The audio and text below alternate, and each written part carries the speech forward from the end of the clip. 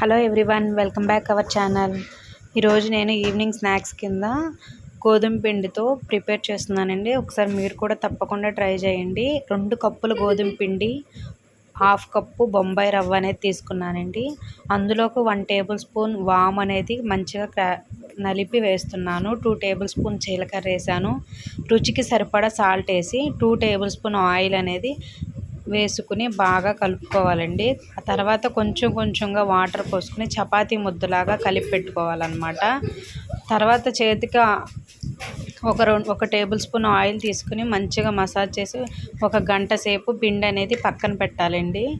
అప్పుడు తర్వాత చపాతీలా చేసుకుని చిన్న షేప్స్లో మనకు నచ్చిన షేప్స్లో ముక్కలు కట్ చేసుకుని ఆయిల్ బాగా హీట్ అయ్యాక వేసుకోవాలండి. డీప్ ఫ్రై చేసేటప్పుడు మనం చపాతీ బాగా పలసగా చేసుకున్నాయేమో క్రిస్పీగా ఉంటాయండి. కొంచెం లావుగా కొంచెం మందంగా చపాతీ చేసినట్లయితే కనుక అవి కొంచెం మెత్తగా ఉంటాయి. ఇవి ఎక్కువ రోజులు ఉంటే కొంచెం మెత్తబడతాయండి. ఒక 3 డేస్కి చాలా బాగుంటాయి. మీకు కనుక నా వీడియో నచ్చితే ప్లీజ్ సబ్స్క్రైబ్ చేయండి. Thank you so much.